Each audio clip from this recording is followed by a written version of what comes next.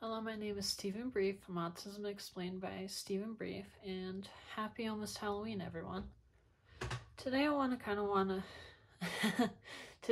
go over the Halloween and kind of how it affects people with autism, and kind of talk about different crafts you can do in case it can hurt, in case they can't handle it. Now, it is of course important to kind of understand that people with autism are different. Some of them can handle trick-or-treating, some of them kind of struggle with it. Now, many people know people with autism kind of struggle and get overwhelmed with sensory overloads. So if there's a bunch of loud noises or flashing lights or a ton of people, those all can bother someone with autism. And Halloween kind of has all of those. So Halloween is kind of one of those things where luckily you can do crafts at home if you're not sure if the kid can handle it.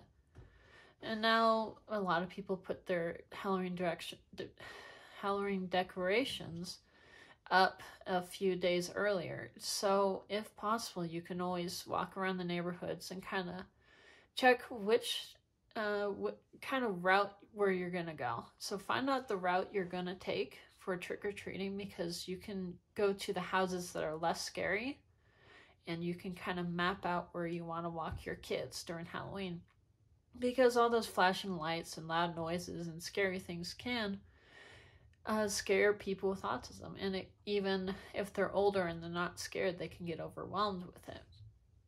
Another thing you can kind of look into is some Halloween costumes might not be good for them. So certain materials, kind of like fleece, or you want to avoid, because they can dry up the skin and kind of make them uncomfortable. You also want to avoid tighter costumes. Now, if they want to try it on, you can have them try it, but looser costumes, not like ones that don't feel tight around their arms or their legs, are better, because tight clothing can affect people with autism, make it difficult. I still have a hard time wearing long sleeves or even wearing a suit, because it can give me a lot of anxiety. So, and that's just because it's a tighter clothing that gets me all hot and just doesn't feel good.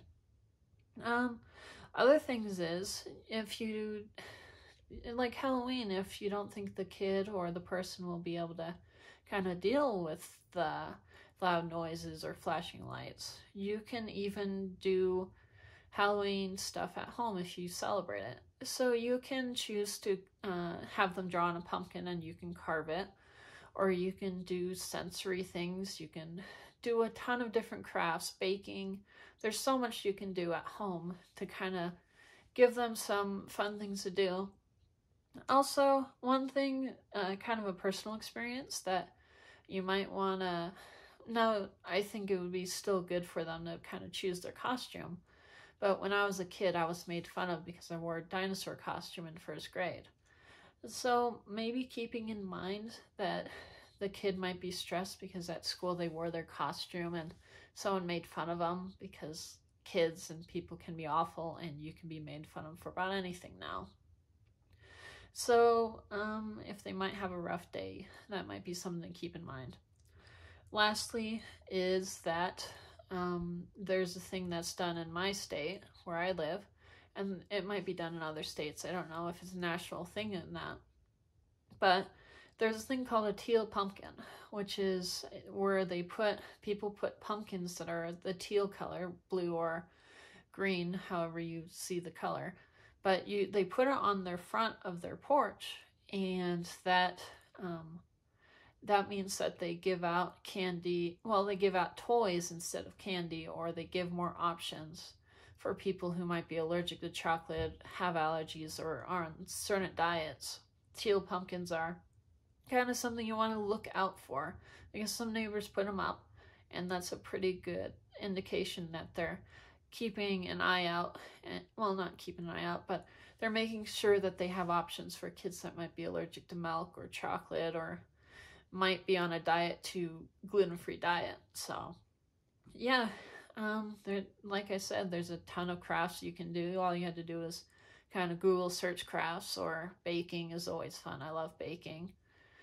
And if you think they can go outside during Halloween, make sure to kind of map out where you think it's best for them to trick or treat, because some houses might be too scary or the lights might be too much.